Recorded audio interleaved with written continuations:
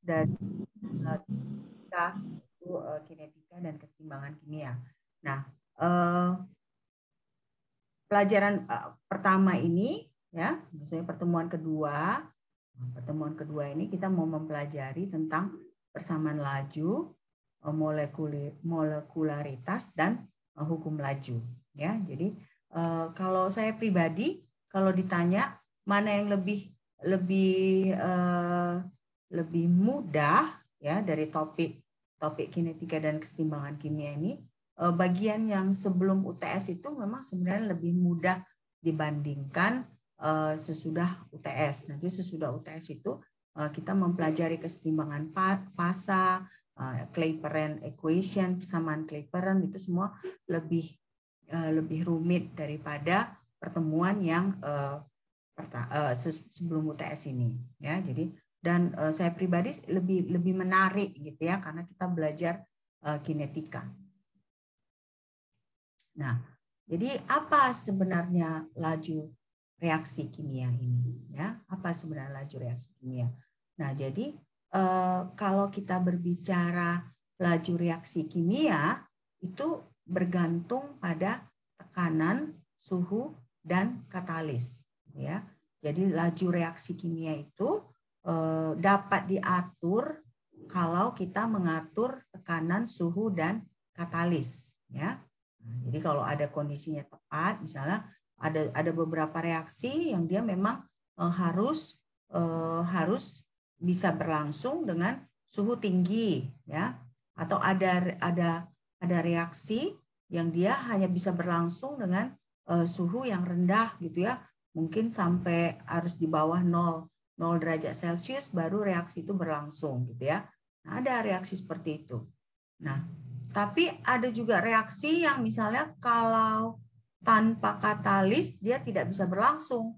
Jadi makanya harus dibutuhkan katalis gitu ya. Ada banyak reaksi-reaksi seperti itu.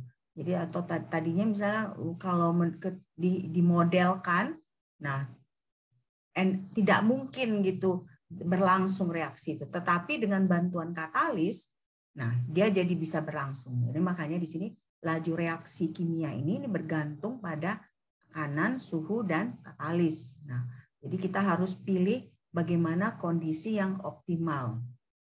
Nah,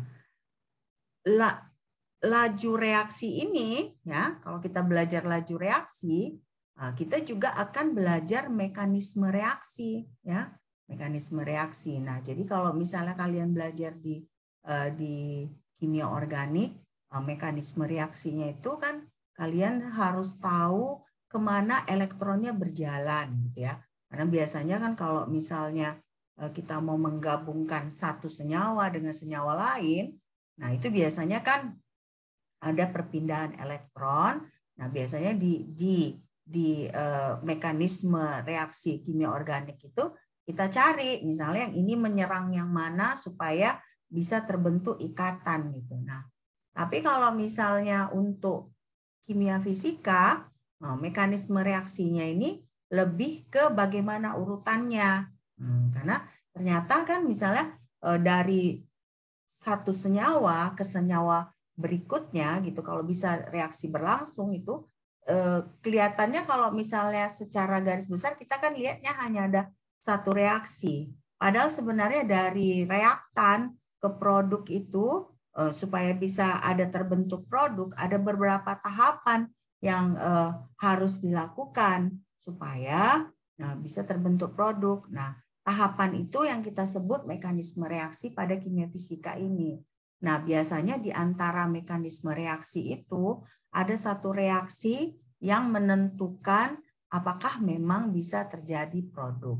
Nah, jadi makanya kalau kita berbicara mekanisme reaksi dari kimia fisika dengan kimia organik, ini sedikit berbeda karena kalau kimia organik dia lebih kita misalnya kemana ini. Nah ini kalau ini misalnya suatu elemen ini elektronegatifnya tinggi, nah dia mau nyerang kemana elektronnya bergerak. Nah kalau di kimia organik seperti itu. Nah tapi kalau di kimia fisika kita melihat tahapan-tahapannya, di mana nanti kita bisa lihat ada senyawa antara ya intermediate intermediate species. Jadi sebelum terjadinya produk, si senyawa reaktan ini akan menjadi intermediate species sebelum si intermediate species ini akhirnya menjadi produk, ya. Nah, ini dia mekanisme reaksi yang akan kita pelajari. Nah, jadi makanya analisisnya di sini menjadi urutan dari tahapan reaksi.